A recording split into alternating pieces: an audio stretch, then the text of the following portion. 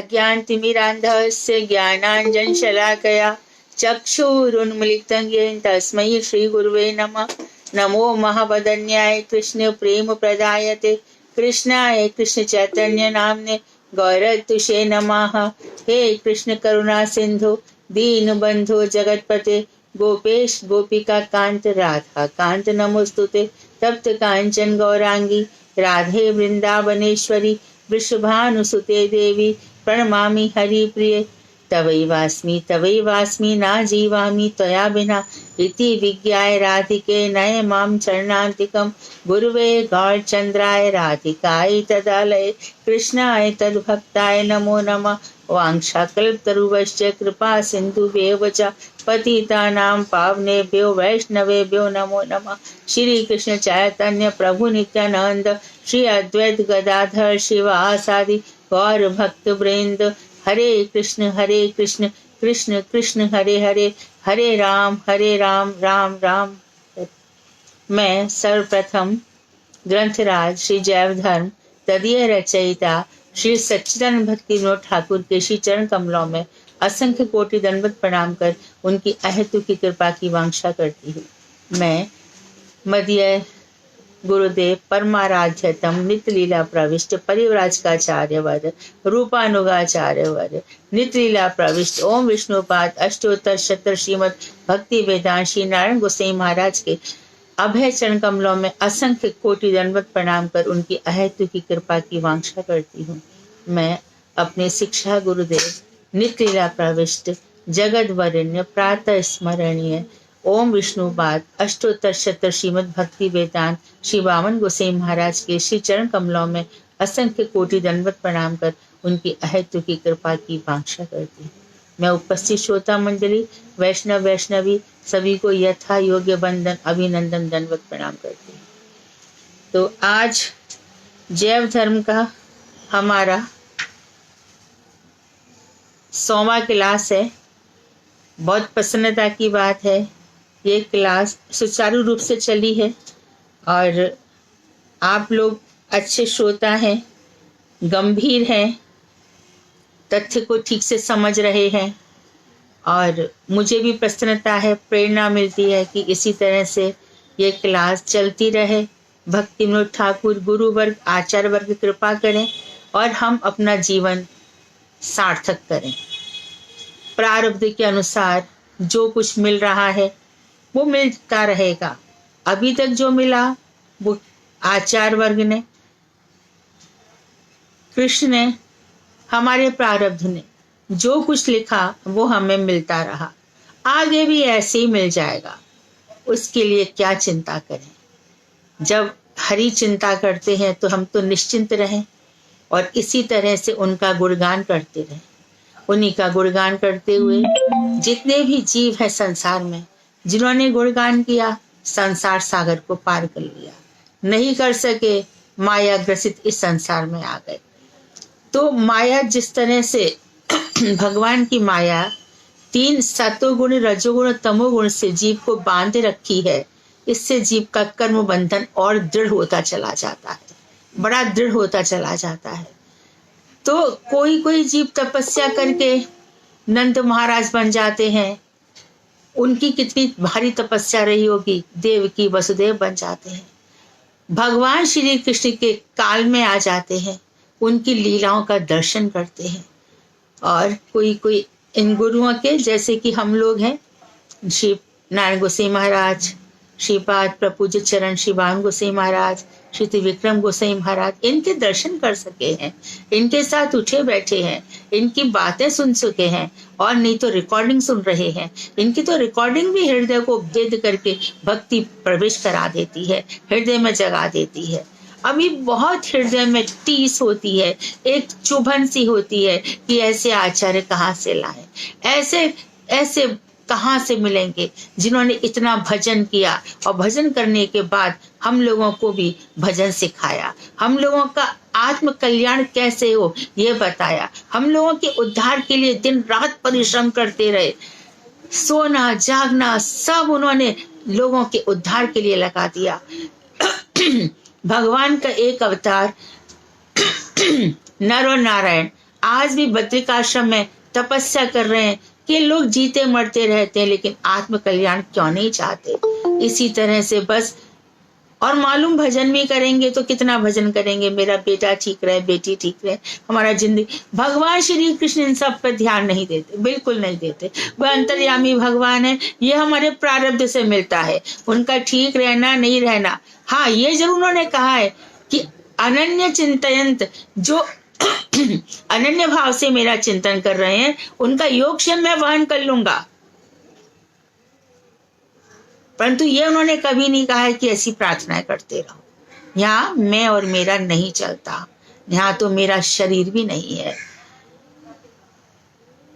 प्रातःकाल जीवन की कलिका, ये जो जीवन की कलिका है, सुबह हम उठते हैं, खिली ना खिली, रटले हरि नाम रसना, अंत समय हिली ना हिली। अंत समय ये रसना जीव, तू भगवान का नाम रट ले। ये अंत समय बात पित्त कफ तीनों रोगों से जो ग्रसित ये शरीर है, ये हिली कि नहीं हिली? क्या हो जाएगा इसका? अभ्यास भी नहीं है भजन का, और भी ज्यादा उम्र हो गई है, मन नहीं लगता, मन भागता है। बता दिया कि मन एक स्वप्न है, मन एक कल्पना है। मन अपने हाथ में रखो, जो जितना मन को कंट्रोल कर लेगा उसकी बुद्धि उतनी ही सजग हो जाएगी। फिर बुद्धि के ऊपर अहंकार होगा। ये अहंकार जो मैं है, इस मैं को, मैं कैसा हो? ईश्वर का दास हो ये मैं, तब तो ठीक है। और मैं में जब और चीजें हमने आरोप कर ली जो कि सच्चाई भी नहीं है, कि मैं इसका बेटा, मैं इसका बाप। भागवत में एकादश स्कंध में अर्जुन कहते हैं कि देखो उद्धव, आश्चर्य की बात तो ये है, एकादश स्कंध 11वें स्कंध में आप देखेंगे कि व्यक्ति बाप का शव फूंक कर आता है और बेटे का जन्म लेता देखता है, परंतु जन्म और मरण में अंतर नहीं कर पाता। बाप का शरीर दाह संस्कार करके आता है और बेटे का जन्म जात कर्म संस्कार करता है। एक जगह दाह संस्कार है, एक जगह जात कर्म संस्कार है। तो भी जन्म मरण के जो बीच का समय है, ये जो हमारा प्रारब्ध है पिछले जन्म का, वही भोगना है। जिसने भजन कर लिया उसका मिट जाता है, जल्दी मिट जाता है।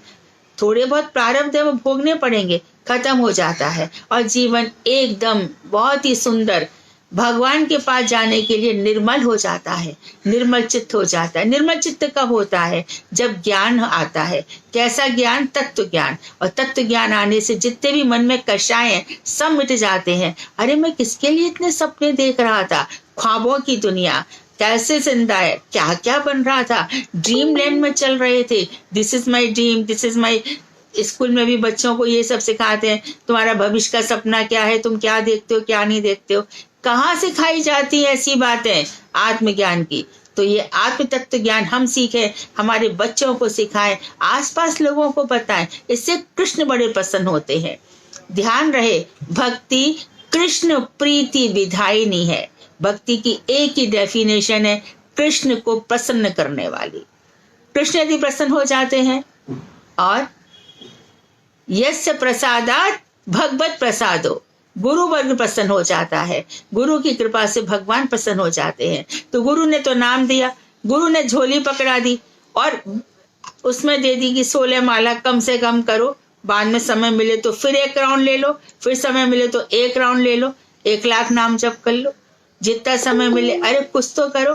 तो इस तरह से जब हमें सब कुछ बता दिया, सब कुछ ज्ञान हो गया, और ज्ञान में हम सजग हो गए, एकदम परफेक्ट हो गए, फिर जीवन में आनंद ही आनंद आ जाता है। और ये आनंद ऐसा होता है कि इस आनंद को कोई मिटा नहीं सकता। ब्रह्मभूत हो जाता है व्यक्ति, भगवान में तल्लीन हो जाता है। प्रहलाद जी की तरह, ध्रुव की तरह, ना कोई डर रहता है, ना कोई भय रहता है, ना कोई पीड़ा सताती है, ना कोई चिंता रहती है।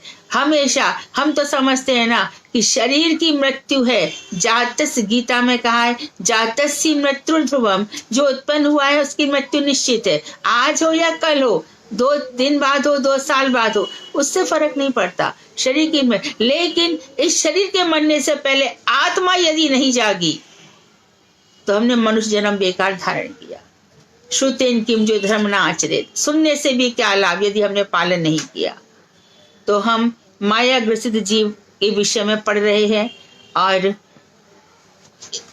आज मैं फिर से मेंशन कर रही हूँ, हमें पढ़ते हुए 100वां दिन हो गया है, आज 100वां दिन है। तो हमारे जीवन में कम से कम इतना तो आ ही जाए कि हम इतना समझ लें कि भक्ति के बिना सार नहीं है। तो अब यहाँ पे कह रहे हैं, ब्रजनाथ कह रहे हैं कि कृपया पहले प्रकार के कर्मों को विस्तार पूर्वक बताइए। तो बाबा जी कहते हैं कि जड़ीय स्थूल शरीर ही स्थूल आवरण है। ये जो जड़ीय शरीर है ना, स्थूल शरीर, यही पंच कर्मेंद्रियां, 5 महाभूत, और महाभूत के आकाश का गुण है शब्द, वायु का गुण है स्पर्श, अग्नि का गुण है तेज, जल का गुण है रस, पृथ्वी का गुण है गंध। 5 तन्मात्राएं, इनकी तरफ इंद्रियां बाहर की तरफ भागती हैं। इंद्रियों की आदत है, ये बाहर रस लेती है, जड़ जगत में जड़ रस लेकर बड़ी खुश होना चाहती है। देखो आप, ये इंद्रियां भागती हैं, इसलिए सैनिक होते हैं ना, सोल्जर्स, आर्मी में कहा जाता है कि लेफ्ट राइट करो। लेफ्ट राइट करने से पहले क्या कहा जाता है कि आपकी जो उंगलियां हैं इनको बंद कर लो। क्यों कर लो? यही सिखाया जाता है कि एकदम इंद्रियों को अंदर की तरफ रखो। हमारे जो हाथ होते हैं ना, ये नाखून वाले, यहाँ पे ये जो पोर होते हैं, इनमें बहुत चेतना होती है, बहुत चेतना। एक देखो, तवे पे हाथ रख दिया, एक जरा जल्दी से हाथ उठ जाता है, हमारे माइंड में सेंसेशन पहुंच जाती है कि हाथ जल जाएगा, उठा लो। तो माइंड जो है हमारा, वो इन इंद्रियों को विषयों की ओर दौड़ाता रहता है, लेकिन बुद्धि क्या करती है, इन विषयों को खींचती रहती है। अरे यहाँ जाके कुछ नहीं होगा, कुछ भी नहीं होगा, कुछ भी। किसी ने कोई फिल्मी गाना गा दिया, अरे ये गाना मेरे विचारों से बहुत मिलता है, और हम तो ये गाना गुनगुनाने लग गए। अरे कहा जाता है मत सुनो, उन गानों को मत सुनो। गौड़ीय गीति गुच्छ में इतने सारे भजन लिखे हैं, भक्ति विनोद ठाकुर ने, लोचन दास ठाकुर ने, नरोत्तम दास ठाकुर ने, ये जो भजन लिखे हैं वो हमारे प्राण होने चाहिए, उनको हमें गाते रहना चाहिए। और हम बार बार गाएंगे तभी तो अभ्यास पड़ेगा। तो कहीं से कहीं कुछ एसोसिएट कर लेते हो, गलतियां कर लेते हैं। तो कछुए की तरह अपनी इंद्रियों को अपने मन में समेटना है। तो स्थूल शरीर क्या है? ये स्थूल शरीर, 3 शरीर हम जान गए, नित्य शरीर, सूक्ष्म शरीर और स्थूल शरीर। तो पहले ही पढ़ लिया था कि सूक्ष्म शरीर बहुत ही छोटा होता है, मन बुद्धि अहंकार का, और उसको स्थूल शरीर ढक लेता है। तो अब स्थूल शरीर में ये क्या है? स्थूल आवरण है। स्थूल आवरण की 6 अवस्थाएं होती हैं। ये जो स्थूल आवरण ढक रहा है ना, पहला इसका जन्म होता है, दूसरा इसका अस्तित्व, ये रहता है, अस्तित्व रहता है इसका। तीसरी चीज है धीरे धीरे ह्रास होता है, एक एक जन्मदिन आता है, उम्र कम होती चली जाती है। सूर्य आते हैं, सूर्य उदय होते हैं, सूर्य अस्त होते हैं, और मनुष्य की आयु को खींचते ले जाते हैं। सूर्योदय के बाद जो सोता है उसको तो और भी ज्यादा हालत खराब होती है। अच्छा, उसके बाद 6 गुण हैं। जन्म, उसका अस्तित्व ह्रास होता है, वृद्धि होती है, बुढ़ापे की तरफ बढ़ता चला जाता है। अंत में परिणाम क्या है? शरीर एकदम जर्जर हो जाता है। वृद्धावस्था में आंख, कान, दांत सब कमजोर पड़ जाते हैं, दिखना बंद हो जाता है, सुनना बंद हो जाता है, दांत टूटने लग जाते हैं। जरा अवस्था अपना असर जरूर दिखाती है, और क्षय, और इस तरह से नाश हो जाता है शरीर का, आत्मा का नहीं। इन्होंने कहा स्थूल आवरण की ये 6 दशाएं हैं। स्थूल आवरण जो स्थूल शरीर है, इसकी 6 दशाएं हैं। ये 6 प्रकार का विकार स्थूल शरीर का धर्म है। कोई भी मनुष्य हो, जानवर हो, कोई भी हो, सबका क्षय होता है, मृत्यु सबको नष्ट कर देती है। तो क्षुधा और क्या है शरीर का धर्म? क्षुधा और प्यास, भूख और प्यास, ये सब जड़ शरीर का अभाव है। यानी कि मनुष्य को अभाव किस के होते हैं? भूख लग रही है, प्यास लग रही है। अब देखो, परीक्षित जी को कथा सुनाई गई 7 दिन तक। चौथे दिन सुखदेव जी पूछे परीक्षित से, परीक्षित भूख लगी होगी, कुछ खा लो। परीक्षित ने कहा नहीं, मैं इन कथाओं के रस में इतना डूब चुका हूं कि ना मुझे भूख सताती है ना प्यास सताती है। अंत में भी आप निकालो 12वां स्कंद निकालो, 5वां अध्याय निकालो। सुखदेव जी पूछ रहे हैं परीक्षित से, परीक्षित अब तो तुम नहीं सोचोगे कभी कि मैं मर गया। परीक्षित बोले इतना ज्ञान मैंने सुना है, मैं जानता मैं नहीं मर रहा, मेरा शरीर मरेगा, मैं क्या मरूंगा। तक्षक आज आ गया, परीक्षित समाधि में बैठ गए, आ गया शरीर को खा के चला गया। एक और हमारे वृद्ध पुरुष थे, उनसे बात की गई तो बोले वृद्धावस्था मेरा क्या बिगाड़ लेगी, मैं तो प्रतीक्षा कर रहा हूँ मृत्यु की भी, अच्छी मृत्यु आ जाए, चलते फिरते चला जाऊं, ऐसी इच्छा रहेगी। अगला जन्म भगवान की इच्छा होगी तो देंगे, नहीं तो नहीं देंगे। ऐसा विश्वास, ऐसा दृढ़, तो ये मस्ती है एक प्रकार की। तो ये जो मस्ती, हमारी इन बातों में मस्ती के लच्छे हैं। हमें पागल, कोई कहते कि तुम पागल हो, हम पागल ही रहने दो, हम पागल ही अच्छे हैं। वही पागल हो चुके हैं। कितना लोग इन्वेस्ट करते हैं, कितना बुढ़ापे के लिए सोचते हैं, कितना सब कुछ करते हैं। हमारे इन दिमागों में मस्ती के लच्छे हैं। हमें पागल ही रहने दो, हम पागल ही अच्छे हैं। क्या फर्क पड़ता है, सब कुछ किया कराया वहां से है। हर कुछ एक एक वस्तु वहां से निर्धारित है, निश्चित है। मत्तः सर्वम प्रवर्तते, सब कुछ मुझसे चल रहा है। लेकिन जो जड़ विचार है, जड़ शरीर के ऊपर जो जीवन जीते हैं, जड़ शरीर को लेकर ही सारे दिन हाय हाय करते फिरते हैं, उनकी दुर्दशा है। और उनकी दुर्दशा कभी भी खत्म नहीं होगी, कभी भी नहीं। इसी शरीर को लेकर के पाप पुण्य करते हैं, ये मेरा बेटा, ये मेरी बेटी, ये मेरा बिजनेस, ये मेरा शरीर, ये मेरा क्या क्या क्या मेरी गाड़ियां, मेरा ये वो, सब सब धरा की धरा रह जाता है एक क्षण में। तो जड़ शरीर में स्थित जीव अपनी भोग वासनाओं के द्वारा परिचालित होकर आहार, निद्रा और संग आदि के वशीभूत होता है। संग किसका? स्त्री हो तो पुरुष का संग, इनके वशीभूत हो जाता है। नींद बहुत आती है और भूख बहुत लगती है।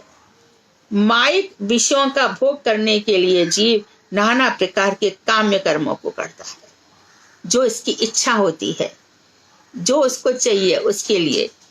आई want to become great scientist, मुझे एस्ट्रोनॉट बनना है, मुझे ये बनना है, वो बनना है, कितने ही प्रकार, मुझे पायलट बनना है। इस प्रकार की इच्छाओं को लेकर के मनुष्य काम्य कर्म करता है। स्थूल शरीर के जन्म से लेकर चितारोहण, चिता पे उसको आरोहण किया जाता है, दाह संस्कार किया जाता है, तब 10 प्रकार के कर्मों का अनुष्ठान करता है। 10 प्रकार के कर्म क्या हो गए? 16 संस्कार, उसमें से कुछ संस्कार होते ही नहीं है। गर्भाधान संस्कार, जब पुरुष स्त्री को गर्भ का आधान करता है, वहां से लेकर फिर 30वें महीने में पुंसवन संस्कार, अच्छे गीत वीत मंगल कार्य किए जाते हैं। फिर सीमंतोन्नयन, किसी के घर में 7वां होता है, किसी के घर में 8वां पूजा जाता है। उसके बाद जात कर्म संस्कार, तो ये 4 संस्कार तो यही हो जाते हैं। उसके बाद बच्चे का घर से बाहर निकलता है पहली बार, उसको निष्क्रमण संस्कार कहते हैं। बच्चे का आरता उतारा जाता है, तिलक किया जाता है, नए कपड़े पहनाए जाते हैं, दादी बाबा की गोदी में जाता है, बड़ा लाड लड़ाया जाता है, घर में बड़ा उत्साह होता है। कोई नहीं जानता ये कुल दीपक आगे जाके क्या करेगा।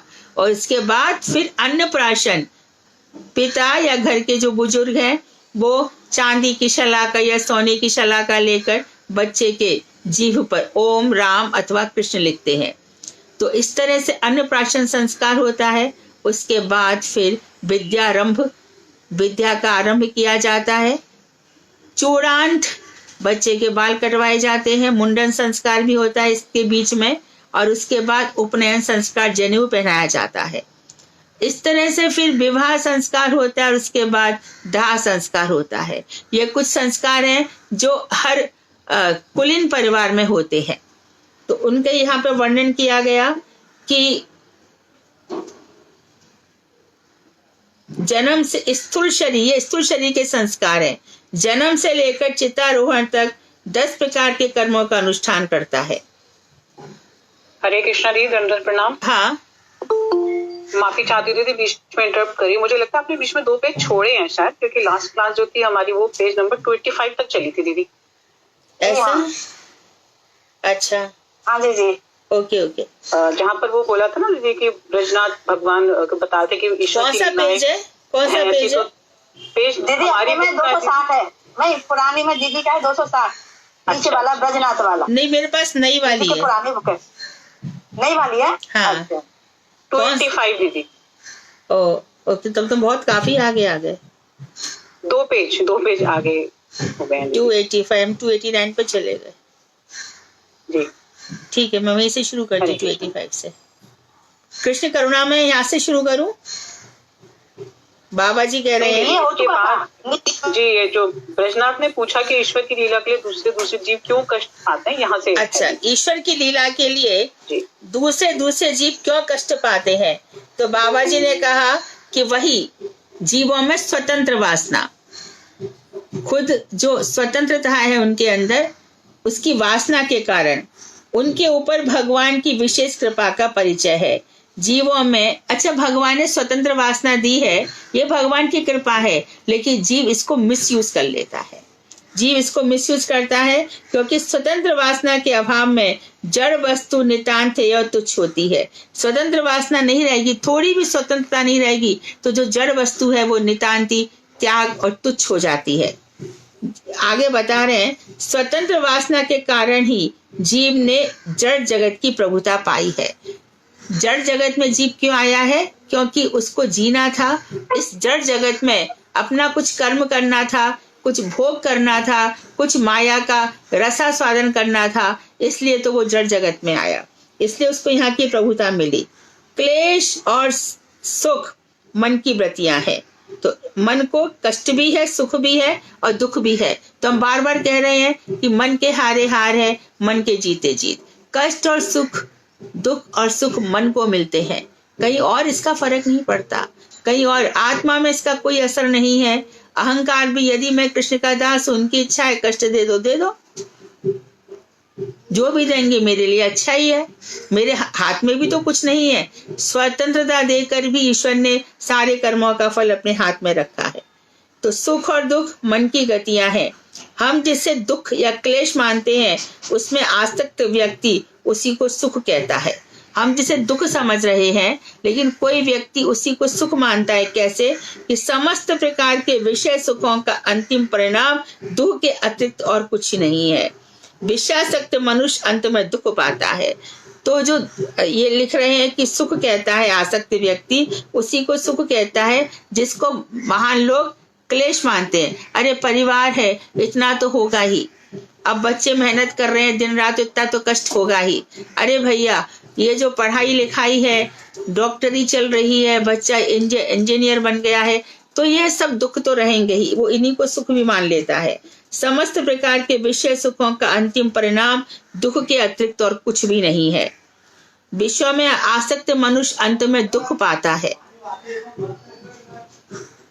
बहुत शादी करके सुख करके लाता है ना स्त्री को या पुरुष को लाता है, क्या हो जाता है जीवन में। एक एडवोकेट है हमारी पहचान में, वो कह रहे थे कि एक साल में 6 लाख वायलेंस वाले केस, घर में इतनी प्रताड़ना हो रही है, ऐसे केस हम आते हैं। और आजकल लोग 2 साल भी संबंध निभ जाए तो उसको सेलिब्रेट करते हैं, और उस शादी के लिए वो इतना नाच गाना, इतना सब कुछ, तो अंत में दुख ही मिलता है। यही दुख अत्यधिक होने पर सुख पाने की वासना को जन्म देता है, और मनुष्य कहता है एक ना एक दिन तो मुझे भी सुख मिलेगा। यही दुख उसके अंदर वासना जगा देता है, एक ना एक दिन तो मुझे सुख मिलेगा। फिर वासना से क्या हो जाता है? विवेक, और विवेक से जिज्ञासा पैदा होती है। विवेक होता है क्या करूं, बुद्धि लगती है, बुद्धि से जिज्ञासा, जिज्ञासा की भावना उत्पन्न होने से साधु संग प्राप्त होता है। तो जब दुख अत्यधिक हो जाता है तो व्यक्ति सोचता है कि ऐसा आत्यंतिक मेरे जीवन से सारे दुख मिट जाए, अशेष कुछ भी बाकी ना रहे, मेरा अशेष कल्याण हो जाए। ये विंडो बंद करना। मेरा अशेष कल्याण हो जाए, नित्य मंगल हो जाए, कभी भी मुझे बिल्कुल दुख ना मिले। तो ऐसी वासना से मनुष्य के अंदर सही विवेक और बुद्धि में अंतर है। बुद्धि, इंटेलिजेंसी को बुद्धि कहते हैं, लेकिन विवेक होता है सही गलत का ज्ञान। और विवेक फिर हमें जिज्ञासा पैदा करता है कि मैं सुखी कैसे रहूं। आप लोगों को पता होगा कि वेदांत का पहला सूत्र है अथातो ब्रह्म जिज्ञासा। अब पहला सूत्र है, अब इसके बाद ब्रह्म की जिज्ञासा। किसके बाद? कि हमारे हृदय से धर्म, अर्थ, काम और मोक्ष, चारों प्रकार के धर्म, अर्थ, काम और मोक्ष, चारों प्रकार के पुरुषार्थ जब निकल जाते हैं, क्योंकि पुरुषार्थ किसके हैं? शरीर के। धर्म, अर्थ, काम और मोक्ष शरीर से संबंधित है। ये चारों जब निकल जाएंगे, जड़ भावना निकल जाएंगी, तब मनुष्य को जो जिज्ञासा होती है, अब मुझे बताओ ब्रह्म क्या है? जो ब्रह्म है, जो परमात्मा है, वो भगवान है, वो कौन है? अब मुझे बताइए। तो वही यहाँ पर कह रहे हैं कि जिज्ञासा पैदा होती है। जिज्ञासा की भावना उत्पन्न होने से फिर भगवान हमारे जीवन में किसी साधु को भेजते हैं। साधु संग प्राप्त होता है। साधु संग में श्रद्धा उत्पन्न होती है। श्रद्धा उत्पन्न होने पर जीव उन्नत सोपान पर, यानी कि उन्नति के मार्ग पर आरूढ़ चढ़ जाता है। जिस प्रकार सोना आग में तपाकर हथौड़ी से पीटने पर निर्मल हो जाता है, सोना को तपाओ, हथौड़ी से पीटो, वो शुद्ध हो जाता है। उसी प्रकार जीव भी जब खूब दुख आ जाते हैं, अंत में जब हम कहते हैं, इसी को आचार्य वर्ग कहते हैं प्योरिफिकेशन प्रोसेस चल रहा है। दुख पे दुख आ रहे हैं भक्तों के, मतलब क्या? भगवान उसको और शुद्ध कर रहे हैं। इसको प्योरिफिकेशन प्रोसेस कहते हैं भक्ति के जीवन का, ये जो रास्ता है। तो जीव भी माया भोग और कृष्ण विमुक्ता रूपी मल, कौन से मल है? कौन सा? उसमें सोने में जैसे मल है, इसी प्रकार जीव में कौन से दो मल है? एक तो कृष्ण से विमुख है और दूसरा उसको माया का भोग करना है। ये दोनों मल माइक जगत रूप पीठ अर्थात आधार के ऊपर क्लेश रूप हथौड़ी द्वारा तो माइक जगत पे रखा जाता है और दुखों की हथौड़ी से उसको खूब पीटा जाता है। फिर से सुन ले, जीव का प्योरिफिकेशन प्रोसेस, दो चीजें होती हैं। पहली चीज माया का भोग और दूसरी चीज है कृष्ण विमुक्ता। ये दोनों से जीव जब दोनों मल से युक्त रहता है, तब एक आधार पर, माइक जगत के आधार पर उसको रखा जाता है और फिर दुखों पर दुख, दुखों की परंपरा के रूप हथौड़ी से उसको पीट पीट कर शुद्ध किया जाता है। अतः बहिर्मुख का जीव का क्लेश अंत में सुखदायी होता है। जो बहिर्मुक्त है, अंत में वो सुखदायी हो जाता है, जीवन में वो समझने लग जाता है। इसलिए क्लेश भगवान की करुणा का निदर्शन स्वरूप है। तो समझ लो, भक्त के जीवन में कष्ट ही कष्ट आ रहे हैं, भक्ति विनोद ठाकुर कह रहे हैं ये भगवान की कृपा है। तत्ते अनुकंपा, ये उनकी अनुकंपा है। क्यों? क्योंकि अच्छा है इन कष्टों को, इन जो हमारे कष्ट हैं, ये हमारे प्रारब्ध के कारण मिले और अगले जन्म में जाएंगे, हमने भोग नहीं किया तो अगले जन्म में भोगना पड़ेगा। तो इसके लिए कह रहे हैं। अतः कृष्ण लीला में जीवों को जो क्लेश दिखलाई पड़ता है, वह दूरदर्शी व्यक्तियों को मंगलप्रद प्रतीत होता है तथा अदूरदर्शी व्यक्तियों को क्लेशप्रद प्रतीत होता है। तो कृष्ण लीला में अर्थात भगवान की कृपा में जीवों को जो क्लेश दिखलाई पड़ रहा है, जो कष्ट दिखलाई पड़ रहे हैं, लेकिन भगवान से संबंधित होने के कारण जो दूरदर्शी हैं, दूर की सोचने वाले हैं, जो भविष्य को देखने वाले हैं, वो तो बहुत ही खुश हो जाते हैं। ये सब कष्ट उनको लगता है हमारा कल्याण हो रहा है। लेकिन जो दूर की नहीं सोचते, पास का ही देखते हैं, अभी का ही देखते हैं, ऐसे लोगों को ये कष्ट दुखदायी होते हैं। कृष्ण से रिलेटेड होने पर ये सुखदायी हो जाते हैं। तो ब्रजनाथ कह रहे हैं, जीव की बद्धावस्था का क्लेश यद्यपि अंत में शुभदायक होता है, तथापि वर्तमान अवस्था में तो बड़ा कष्टदायक होता है। आपकी बात सही है। जो बद्ध जीव है माइक जगत से, ये अंत में हमने समझ लिया कि चलो उसको कष्ट मिल गए, उसके प्रारब्ध कट गए, सारे जो पाप कर्म थे, पाप के बीज थे, कूट था, सब कुछ निकल गया। तथापि वर्तमान अवस्था में अत्यंत कष्टदायक होता है। क्या सर्वशक्तिमान कृष्ण इस कष्टप्रद मार्ग के अतिरिक्त दूसरा कोई मार्ग निकाल सकते थे क्या? जीव को भगवान ऐसा कुछ करते कि उसको कष्ट नहीं देते, कोई और रास्ता निकाल देते। क्योंकि कभी कभी भगवान के द्वारा दिया हुआ कष्ट ऐसा होता है चारों तरफ से। खुद चैतन्य महाप्रभु ने शिक्षाष्टक का 8वां श्लोक बोला है, आश्लिष्ट सेवा विनष्ट हुआ, वो मेरा आलिंगन करे या मुझे पैरों से रौंद डाले। और स्वयं ये जो पुस्तक है प्रेम संपुट, वहां पर भगवान श्री कृष्ण श्यामा सखी बनकर जब चाहते हैं और राधा जी का कुछ तेल लगाएंगे कुछ करके वहां पे पहुंचते हैं, तो वहां पर राधा जी से कहते हैं, इतना कृष्ण तुम्हें दुख देते हैं, तुम्हें छोड़ छोड़ करके भागते हैं, तुम्हें बुरा नहीं लगता? तो राधिका कहती है कि नहीं, वो जो कुछ भी करते हैं वो मेरे मंगल, उसमें मुझे मंगल ही मंगल दिखता है, आनंद ही आनंद दिखता है। सखी, विरह का आस्वादन क्या होता है मैं क्या बताऊं। विरह में राधा बहुत खुश होती है विरह की पीर भारी, गीत गोविंद छीजती जाती विचारी। दिन पे दिन पतली होती जा रही है, फिर भी भगवान श्री कृष्ण से प्रेम करना नहीं छोड़ती। ललिता जी कहती हैं, राधे सारे ब्रज में तुमको कलंकनी के नाम से कहते हैं सब, तू इस कृष्ण से क्यों इतना प्रेम करती है?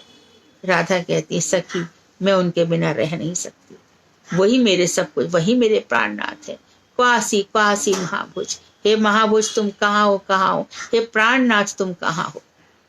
तो इस तरह से ये महाप्रभु जी ने भी कहा है। तो चारों तरफ से ऐसा लगता है कि जीवन में कुछ भी रहा नहीं है, कुछ भी बचा नहीं है। जैसे कि तितिक्षु ब्राह्मण, खुद भगवान श्री कृष्ण ने 11वें स्कंद में उद्धव को कथा सुनाई है। तितिक्षु ब्राह्मण का सारा बिजनेस फेल हो गया, जहां जाता है कुछ भिक्षा करता है, सन्यास मिल गया तो लोग हंसी उड़ाते हैं कि अब सन्यास की ओर चला।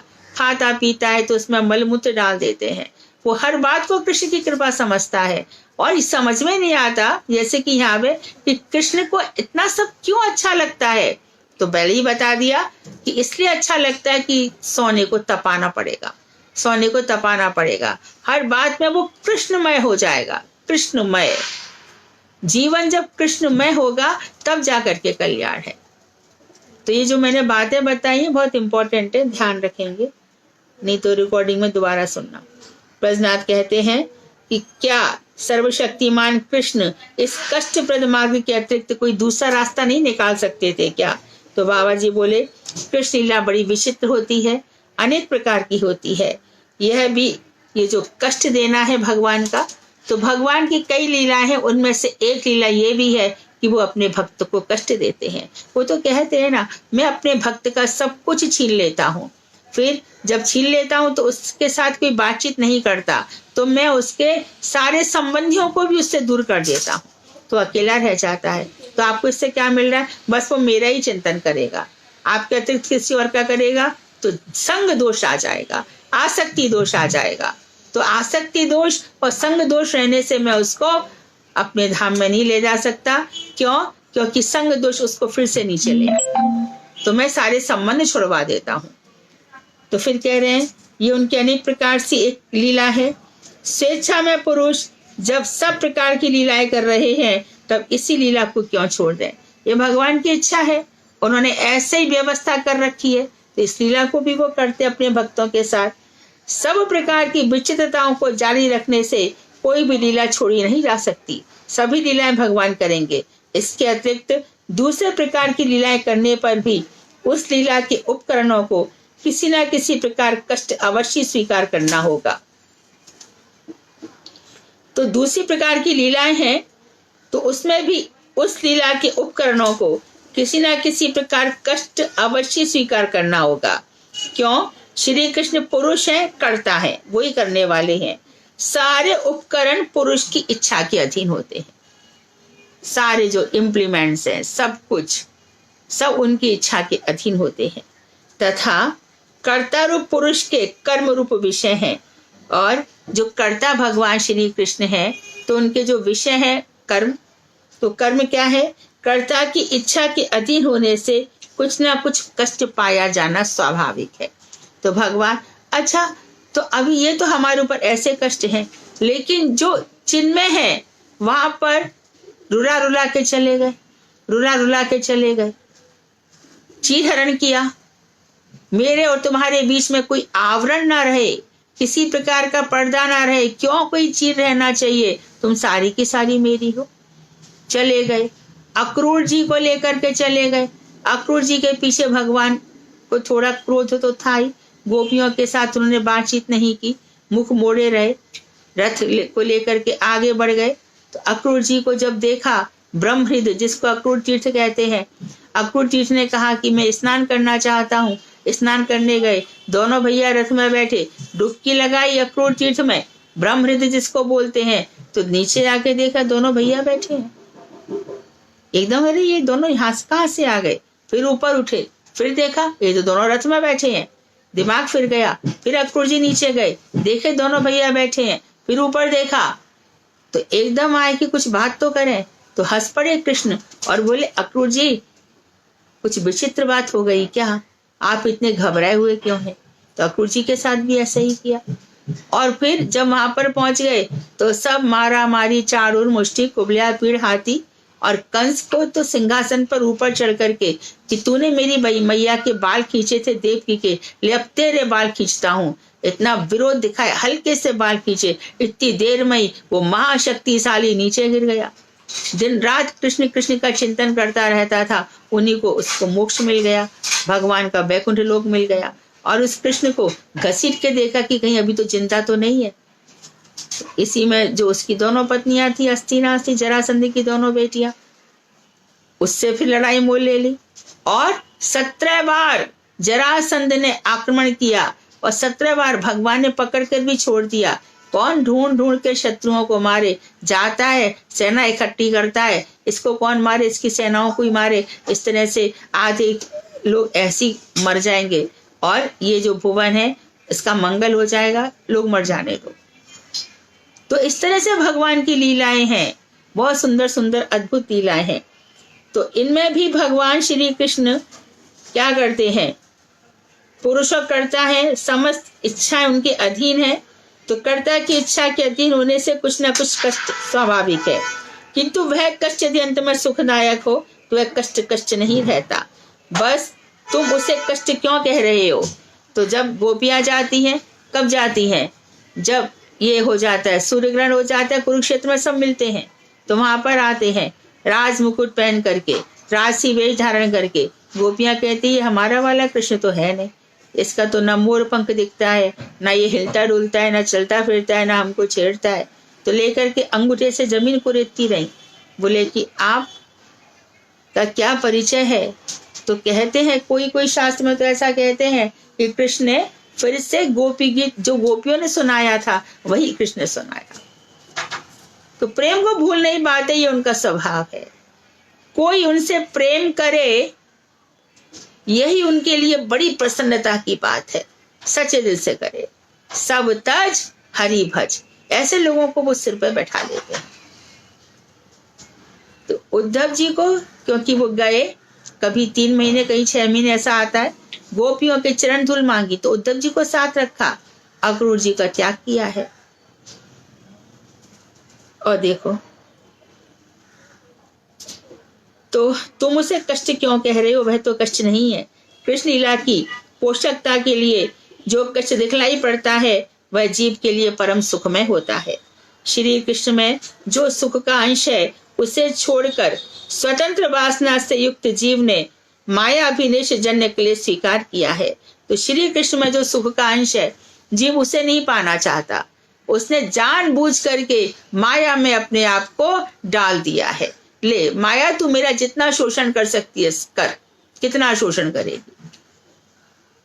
कभी कुछ होता है, कभी कुछ होता है, ऐसे मनुष्य चलायमान हो जाता है। कभी कुछ हो रहा है, कभी कुछ, कभी आज डॉक्टर का अपॉइंटमेंट है, आज यहाँ जाना है, वहां जाना है, कल ये करना है, वो करना है। ये स्थूल शरीर छोड़ेगा नहीं, हम नहीं भी चाहेंगे तो भी नहीं छोड़ेगा, कोई रास्ता नहीं है। तो कहते हैं कि भैया माया के हाथ में अपने को मत डालो, कैसी भी स्थिति में रहो, कहीं भी रहो। एक और हमारे परिचित हैं, वो बता रहे थे कि उनका हार्ट सर्जरी होने जा रही थी, ओपन सर्जरी होने जा रही थी, तभी उनके लिए रास्ता क्या? बोले मुझे तो कुछ नहीं सूझा, वहां पर बैठकर मैं कृष्ण के लिए कविता लिखने लग गया। और कविता उन्होंने सुनाई जिसमें कृष्ण तेरी इच्छा ही सबसे बड़ी है, जैसा तू रखेगा रह जाऊंगा। तो उनसे हमारी मित्रता है। करीब मुझे लगता है कि 20 साल तो हो गए होंगे। गुरुदेव के सामने वो आए थे तो वो भजन सुनाते थे। हाँ, तो हो गए होंगे, डेफिनेटली हो गए होंगे। आज तक है, बढ़िया है। तो श्री कृष्ण के सुख का जो अंश है उसको छोड़ करके माया अभिनिवेश जनक के लिए स्वीकार किया। इसमें यदि किसी को कुछ दोष है तो स्वयं जीव का ही है। तो जीव को जो कष्ट मिल रहा है, इस प्रारब्ध का विधाता कोई और नहीं है, जीव ही है। जीव ही अपने सुख दुख का कर्ता और भोक्ता है। कोई कृष्ण को क्या पड़ी है कि वो किसी जीव को दुख देंगे, किसी को सुख देंगे। उसने अपना भोग किया है। और भाइया, यदि धन के प्रति बहुत आकर्षण है तो धनवान भी तो एक दिन मर ही जाता है। बुढ़ापा तो उसको भी नहीं रोकता। क्या सुख मिल जाता है उसको? मिलता है सच्चा सुख भगवान तुम्हारे चरणों में। तो ब्रजनाथ बोले यदि जीव को स्वतंत्र वासना ना दी गई होती तो हानि क्या थी? स्वतंत्र वासना ले ली तो माया के चक्कर में पड़ गया। भगवान ने उसको स्वतंत्रता ही नहीं दी होती। कृष्ण सब कुछ जानने वाले हैं।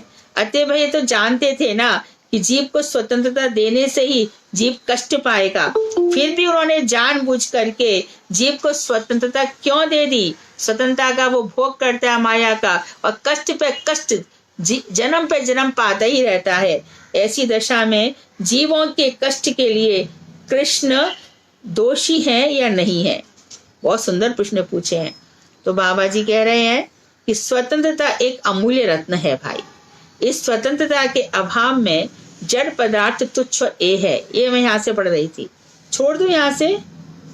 यदि जीव को भी वह अमूल्य स्वतंत्रता ना मिली होती तो वह भी जड़ पदार्थों की तरह खेय और तुच्छ पदार्थ होता। जीव चित्तकण पदार्थ है, चित्तकण है। अतएव चित्त पदार्थ के समस्त धर्म अनुचित जीव में अवश्य पाए जाएंगे। स्वतंत्रता अमूल्य रत्न है। यदि स्वतंत्रता नहीं मिली होती तो जड़ जगत, तो जीव क्या करता? बंधा बंधा सा रहता। स्वतंत्रता है ना तो भगवान का भजन करो। स्वतंत्र हैं हम, किसी के बंधन में थोड़ी है। मानो तो बंधन है, नहीं तो कोई बंधन नहीं है। इसमें क्या है? उठे और चल दिए। राधा जी कह रही हैं उद्धव जी से, उद्धव तुम्हारे सखा से जिसने प्रेम किया वो बगल में पोथी अर्थात भागवत और कंथा आदि धोती पहन के घर से निकल चलता है। ये उसकी स्वतंत्रता है। उसने आज से जो बंधन उसको बांध रखे थे, उसको बंधन बेकार लगने लगे, तोड़ के निकल गया, आगे चला गया। तो ये स्वतंत्रता तो जीव के लिए बहुत अच्छी है, नहीं तो बंधा रह जाता। जीव भगवान के समान, भगवान भी चित्तपुंज है और जीव चित्तकण है। अतएव चित्त पदार्थ के समस्त, तो क्योंकि हम भगवान के हैं तो भगवान के सारे गुण हम में आने ही वाले हैं। बस अंतर यह है कि वो पूर्ण चित्त पदार्थ में जो सब धर्म पूर्ण रूप में पाए जाते हैं और अनुचित पदार्थ जीव में ये क्षुद्र परिणाम में होते हैं। हमने कई दफे पढ़ लिया। चित्त पदार्थ में एक विशेष धर्म होता है जिसे स्वतंत्रता कहते हैं। पदार्थ के उस धर्म को पदार्थ से अलग नहीं किया जा सकता, क्योंकि भगवान में स्वतंत्रता है तो हम पूरे की पूरे उसके हैं, उसको उससे अलग नहीं कर सकते पदार्थ के। इसलिए जीव जिस परिमाण में अणु होता है उसी के अनुपात में उसमें स्वतंत्रता रूप धर्म भी अवश्य होता है। तो जिस परिमाण अणु होता है अर्थात अणु जीव है तो इसकी स्वतंत्रता भी अणु है। अणु कैसे देखो, और एक हिस्ट्री बताती है ना, हिटलर हुआ था, हिटलर ने कितनी बर्बादी कर दी। जापान नागासाकी में आज भी कहते हैं कि लोग अपंग पैदा हो जाते हैं। मरते समय ऐसा कहा जाता है कि इसकी मौत नहीं आ रही थी, चारों तरफ से त्राही त्राही की आवाज आ रही थी, भयभीत वातावरण था। अभी तो ना जाने कितने करोड़ों जन्मों तक ऐसा ही रहेगा।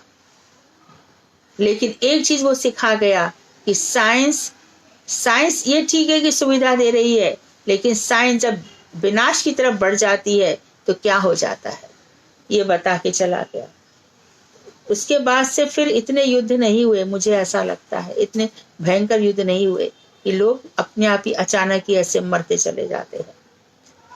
तो स्वतंत्रता रूपी धर्म भी अवश्य होता है। इसी स्वतंत्रता के कारण जीव जड़ जगत में सबसे श्रेष्ठ पदार्थ है। तो मनुष्य को सबसे श्रेष्ठ जड़ जगत में भागवत में भी आता है कि भैया पेड़ों से अच्छे जानवर हैं, जानवर से अच्छे मनुष्य हैं। क्यों? क्योंकि मनुष्य के अंदर स्वतंत्रता है, विचार शक्ति है। विचार लो कि मरते हो ना मृत्यु से डरो कभी, मरो परंतु यो मरो की याद जो करें सभी। यह तो पशु प्रवृत्ति है कि आप ही आप चले, मनुष्य वही है कि जो मनुष्य के लिए मरे। सुंदर सुंदर कविता है। मरते तुम मरणशील हो, ये विचार कर लो, फिर मृत्यु से क्या डरना है। मृत्यु शरीर का धर्म है, आत्मा का नहीं। आत्मा तो हमेशा हंसती खेलती और झूमती झामती रहेगी। ब्रह्मा जी ने से भगवान ने ब्रह्मा जी से 14 लोक बनवा दिए, एक मृणाल नाल में 14 लोक भगवान ने बना दिए। मनुष्य विचरण करता रहता है। कौन? जो माया से आबद्ध है। तो माया की जंजीरों को तोड़ डालो भाई। इन माया की जो जंजीरें हैं, कहीं सुख की लग रही हैं, कहीं दुख की, कहीं सोने की, कहीं लोहे की, इनको तोड़ डालो, झटक डालो और खूब आराम से हरे कृष्ण गाओ, महामंत्र गाओ। सबसे श्रेष्ठ जीव और समस्त जड़ जगत का प्रभु है, ईश्वर है। ऐसी स्वतंत्रता से युक्त जीव कृष्ण का प्रिय सेवक है। तो जो स्वतंत्र रहता है, माया से बंधता नहीं है, कृष्ण को उसकी प्रियता मिलती है। जो स्वतंत्र होकर, है ना, कभी कभी कोई शुरू में भजन करता है तो उसको बड़ी तकलीफें आती हैं। फिर वो कहता है मैं तो रात को जग जाती हूँ, सुबह उठ जाती हूँ, उस समय सारी दुनिया खर्राटे ले रही होती है, मेरा तो कृष्ण का भजन चल रहा होता है। कृष्ण बड़े खुश हो जाते हैं, मैं वही तो चाहता था, इन बंधनों से हट। आज ऐसा होगा, कल पूरा की पूरा हट जाएगा। ना तो मेरी नंद है, ना तो मेरी जिठानी है, ना तो मेरी देवरानी है, ना तो मेरा भाई है, ना तो ताऊ है, ना तो सब क्या है, माया। किसको साथ में लाए थे? अपने साथ, जिससे नाता जोड़ लिया। कौन तुम्हारे साथ था? और मरते समय कौन जाएगा? ये तो मेरा, ये तो मेरा। तो जीव जब अपनी स्वतंत्रता का अपव्यवहार कर मिसयूज करता है और फिर माया के प्रति अभिनिविष्ट होता है, तब करुणामय कृष्ण जीव का अमंगल होता देखकर रोते रोते उसके पीछे उसका उद्धार करने के लिए भगवान जड़ जगत में अर्थात कृष्ण लीला करते हैं। जीव कृष्ण की अमृतमयी लीला को जड़ जगत में प्राप्त नहीं कर पाएगा। इससे श्री कृष्ण दया करके अपनी अचिंत लीला को प्रपंच में उदित कराते हैं। और कभी कभी कोई सौभाग्यशाली जीव ऐसे होते हैं जब भगवान श्री कृष्ण इस जगत में लीलाओं को प्रकट करते हैं।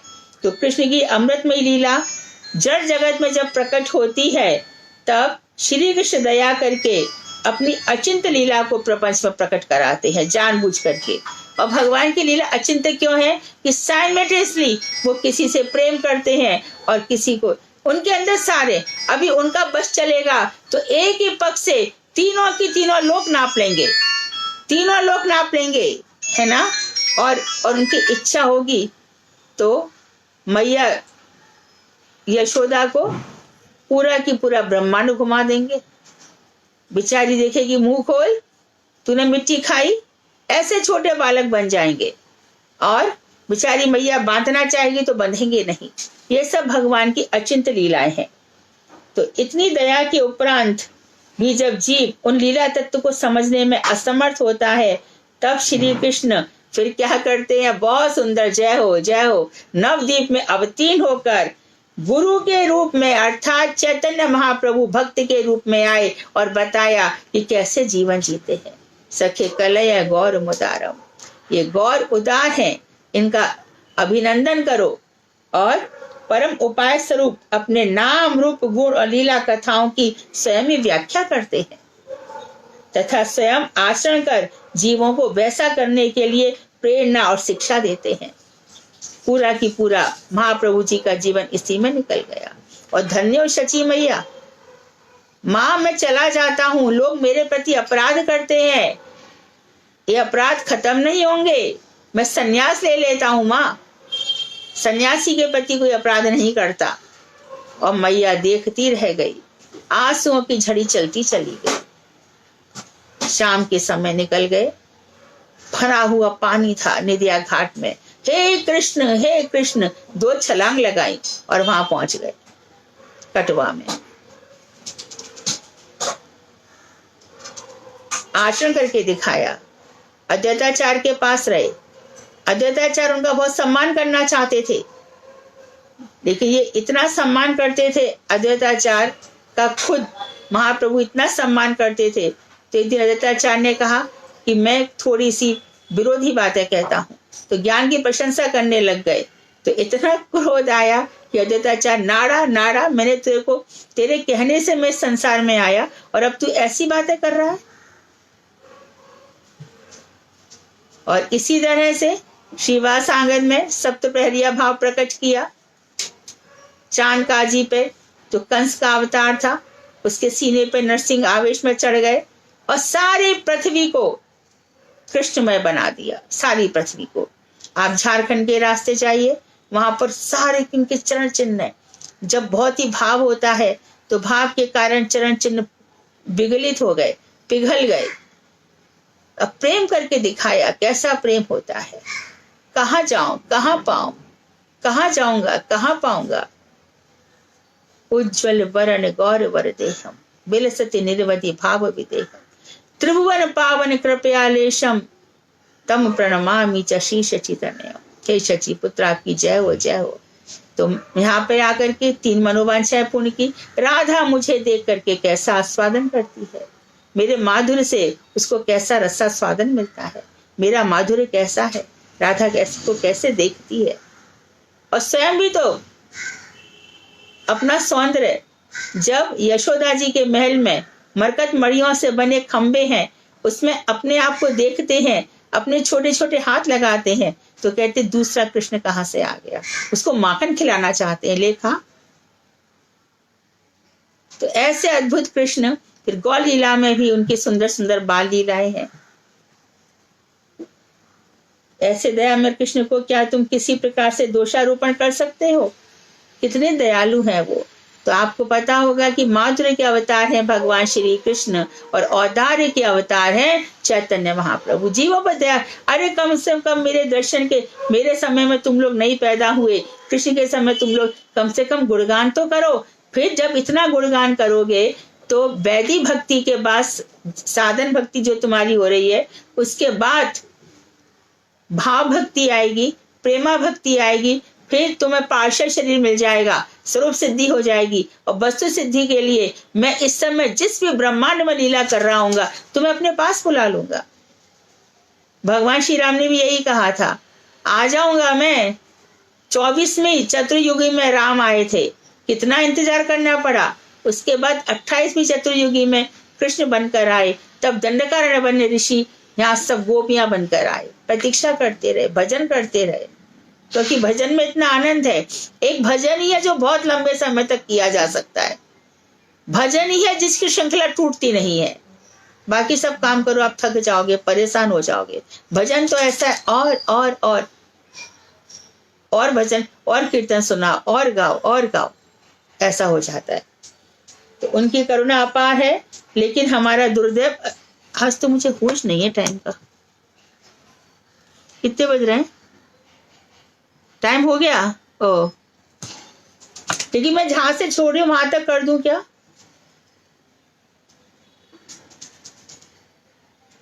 अच्छा, मैं यहीं पे कर। कितना बाकी है वो? नहीं, काफी बाकी है, कल ही करेंगे फिर। 1.5 पेज। 1.5 पेज है। हाँ ठीक है। वांछा कल्पतरुभ्यश्च कृपा सिंधुवेव च पतितानां पावनेभ्यो वैष्णवेभ्यो नमो नमः।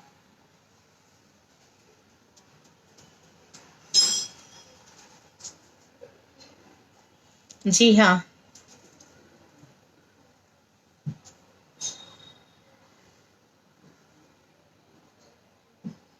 धन्यवाद। प्रणाम दीदी। हरे कृष्णा। हरे कृष्णा। हाँ, आपने अभी कुछ प्रारब्ध के बारे में कुछ बताया था। हाँ, लेकिन मेरे समझ में बहुत नहीं आया। क्या नहीं आया? कृपा करके हाँ, कि मेरा प्रश्न ये है कि कब पता चलेगा कि हमारा प्रारब्ध का अंत होने वाला है?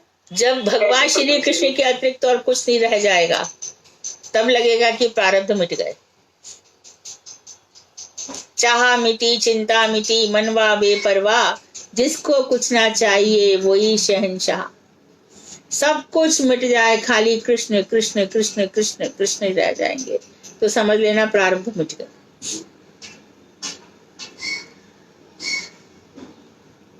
लेकिन ये तो मेरे इस लाइफ में मेरे लिए ये मुमकिन इसी लाइफ में मुमकिन है। इसी लाइफ में जितना ज्यादा भजन उतने ही प्रारब्ध मिट जाएंगे। आपको इसी जन्म में ही मिल जाएंगे। ज्यादा से ज्यादा कितना, अत्यधिक तीव्रता से भजन होगा तो कितना मुश्किल से 1 साल लगेगा, क्योंकि भगवान श्री कृष्ण के नाम में बहुत शक्ति है। उनके सामने क्या प्रारब्ध टिकेंगे। हमारा ही मन भटकता है, हम सबकी यही हालत है। माइक चीजें हमें अच्छी लगती हैं और हम सोचते हैं अरे भगवान कृष्ण की कृपा है, हमारा पति अच्छा हो गया, हमारी पत्नी अच्छी हो गई, हमारे बच्चे अच्छे हो गए। वो कृष्ण की कृपा है ही नहीं, बिल्कुल नहीं है। कृष्ण की कृपा यही है कि उनका भजन करो और उनके धाम में चले जाओ। यहाँ संसार में जो चल रहा है चलेगा।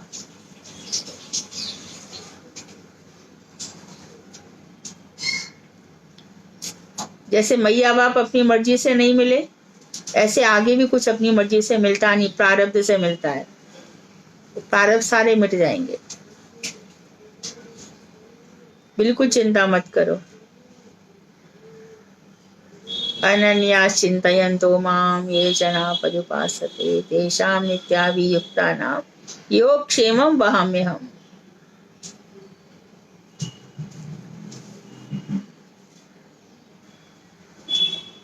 और बताइए।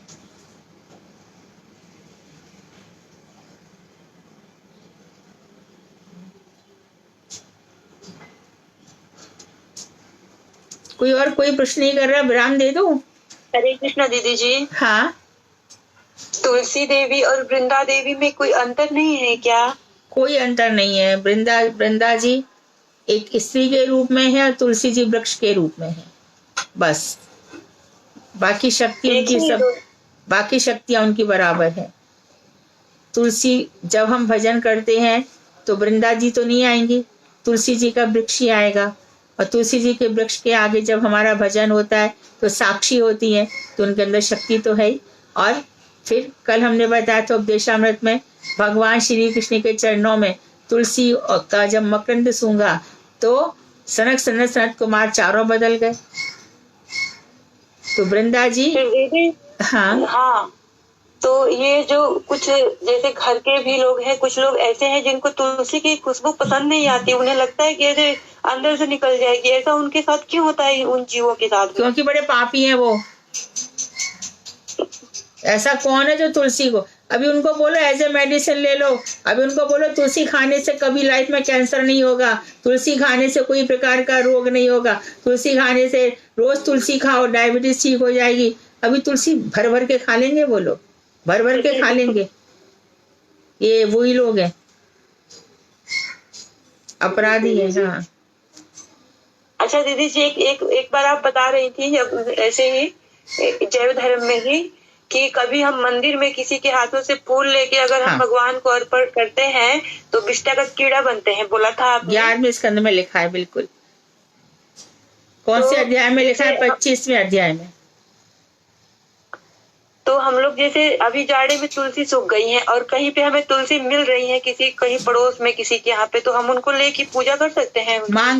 मांग कर ले लो, और जो कुछ उनका बनता हो कि भैया आज जरा दे दो, मुझे प्रसाद लगाना है, तो उसमें दोष नहीं है। लेकिन ऐसी किसी से लेके चढ़ा दिया फूल और उसकी इच्छा नहीं है हमको देने की, कोई सामने से ऑफर करे तो बात अलग है। जी दीदी, वो तुलसी सूख गई तो पूरे जड़ समेत वो पौधा दे रही है, तो मैं सोची कि मैं कैसे लूं। हाँ, मांग कर ले सकती हो और उसके कुछ उनके लिए कुछ दे सकती हो उपहार के स्वरूप। भगवान जी का प्रसाद दे सकती हूँ ना? हाँ हाँ हाँ हाँ हाँ जी। तो मैं पौधा ले लेती हूँ फिर हाँ, शाम को। और उसको कोई भी वस्तु प्राप्त हो रही है आपको और आप भगवान की सेवा के लिए लगा रही हैं और बेसिक जी। जो रीजन है वो एकदम वैलिड रीजन है, तो फिर कोई प्रॉब्लम नहीं है। जी दीदी जी, धन्यवाद दीदी जी। हरे कृष्णा। हरे कृष्ण। हरे कृष्णा दीदी, दंडवत प्रणाम। हाँ दीदी एक क्वेश्चन है हाँ कि बोले कि क्लेश भगवान की करुणा का निदर्शन स्वरूप है। हाँ मतलब क्लेश आ रहा तो वो भगवान की करुणा है। हाँ फिर बोले कि जीव ही अपने सुख दुख का करता है। मतलब जीव को जो दुख मिल रहा है या सुख भी, दुख को फोकस कर रहे, दुख भी मिल रहा है तो वो उसके ही कर्म का फल है। तो फिर यहाँ पर मतलब हाँ, तो बिल्कुल एसोसिएट हो रही है दोनों चीज है कि सुख मिल रहा है वो तो ठीक है, लेकिन कष्ट भी मिल रहे हैं तो उसको भगवान की करुणा। ऐसा थोड़ी है कि भगवान सब जो जितने भी जीवन को सुख नहीं मिलता, सुख भी मिलता है, लेकिन भगवान के भक्तों को दुख भी मिलता है, तो दुख को भगवान की करुणा मानना चाहिए। ठीक है दीदी, दंडवत प्रणाम। हरे कृष्णा दीदी। जी हाँ। दीदी अभी हम लोग ना, मैं मतलब नहीं जुड़ी हूँ, हरिनाम अभी हमने 2 महीने पहले लिया है। हाँ तो भक्ति जो करते हो दीदी, बहुत लोग बोलते हैं कि आप जो है आप भक्ति में लगे हो, अच्छी बात है, लेकिन हम गृहस्थ जीवन में है तो सबसे पहला आपका प्रायोरिटी होना चाहिए गृहस्थ जीवन। मम्मी पापा की सेवा करो, सबकी सेवा करो, जब टाइम मिलता है तब भक्ति करो। तो बीच में ना दीदी हम लोगों का ना मन बहुत भटक जाता है कि क्या करें। मतलब क्या ये बात है भक्त लोग कहते हैं?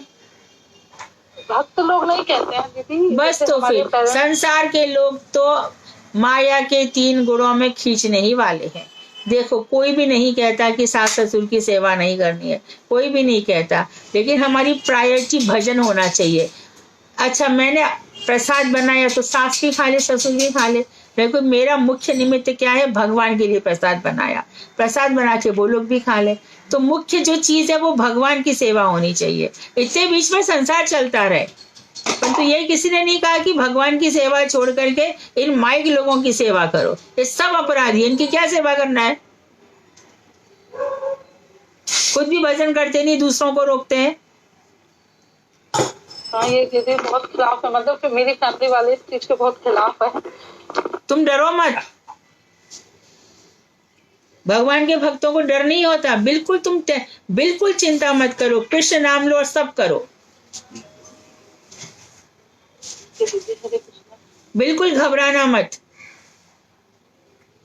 वीरांगना रहो भगवान के। अरे इतना बड़ा आश्रय तुम्हारे साथ है, कृष्ण है, उनका विश्वास रखो, भयभीत मत हो। कितने ही लोग तो ऐसे तर गए संसार में।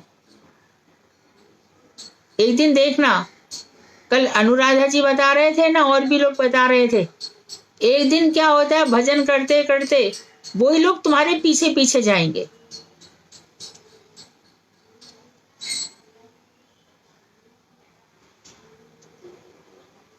सास ससुर तो हम सबके ही हैं, मेरी भी सास ससुर है, सब थे।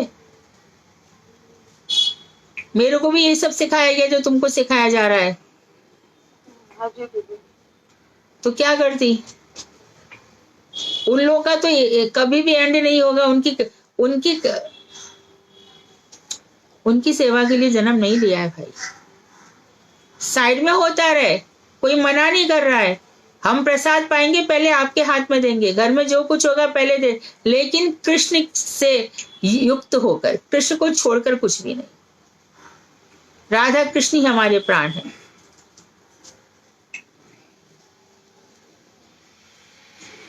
हरे कृष्णा दीदी।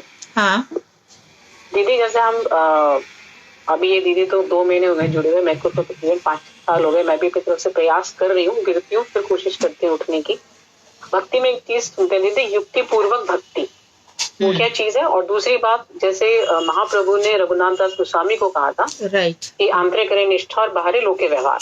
बहुत सुंदर। ये क्या चीज होती है दीदी? हाँ, अंदर में निष्ठा रखो, बाहरी लौकिक व्यवहार करो, यही कहा जाता है भक्ति में।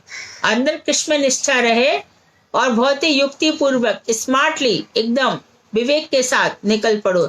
यही आदेश है गुरु वर्ग के भी और महाप्रभु जी के भी। आंतरिक निष्ठा, बाहर करे लौकिक व्यवहार। एक दीदी जैसे युक्ति पूर्वक भक्ति जो मुझे समझ में आता है, मतलब मैं घर परिवार में हूँ, मेरी बहन जो कि मुझे जिसने इस पंथ से जोड़ा, वैष्णव पंथ से, वो भी मैं उसको देखती हूँ, वो भी सास ससुर सब घर परिवार में रहती है। युक्ति पूर्वक भक्ति का मतलब जो मुझे समझ में आता था, जैसे मैं घर ऑफिस जाती थी पहले, अब तो नहीं करती नौकरी, ऑफिस जाती थी तो घर से बोल के निकली ऑफिस जा रही हूँ और बीच में चले गए सत्संग में, बिल्कुल कथा सुन ली, कथा से वापस आ गए चुपचाप, किसी को कुछ पता भी नहीं चला। कई बार ऐसे करा, मेरी बहन ने तो बहुत ज्यादा करा क्योंकि सरकारी नौकरी में, ऐसे ही होता है। उतना नहीं कर पाती थी लेकिन करती थी। अब उतना मौका नहीं मिल पा रहा, लेकिन फिर भी कोशिश करती हूँ कि इधर उधर का नाम सब ऐसे ही करते हैं जैसे तुम करती हो। इसी को कहते हैं ना दीदी, बिल्कुल बिल्कुल।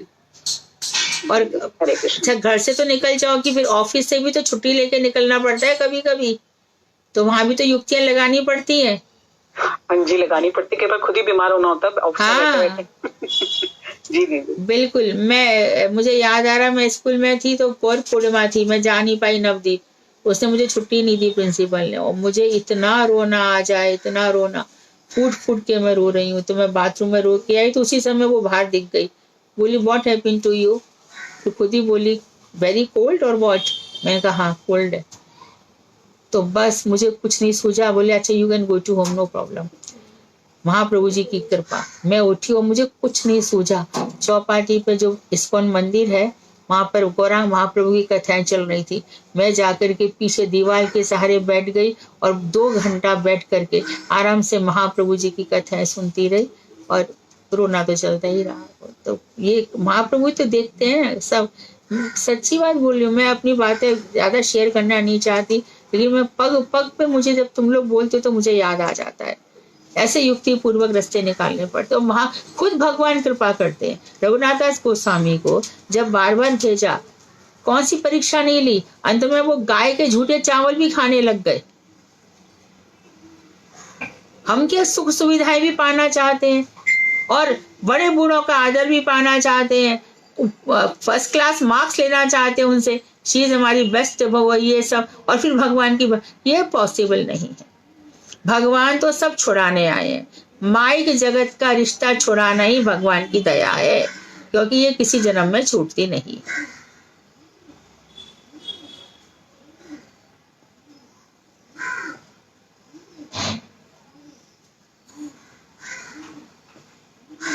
संसार की जंजीरों से छूटना है किसी भी प्रकार से।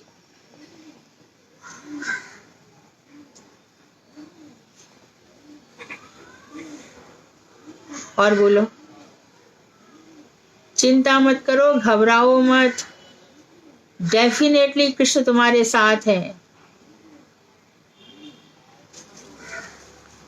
उनकी हाथ इतने बड़े हैं कि तुम्हारी रक्षा कर रहे हैं।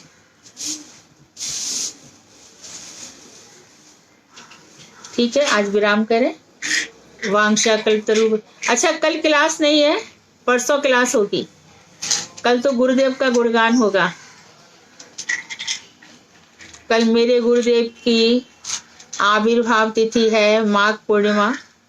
कल हम लोगों का प्रोग्राम है, परसों हम मिलते हैं। वांशा कल्पतरुभ्यश्च कृपा सिन्धुभ्येव च पतितानां पावनेभ्यो वैष्णवेभ्यो नमो नमः। हरे कृष्णा दीदी। हरे कृष्णा।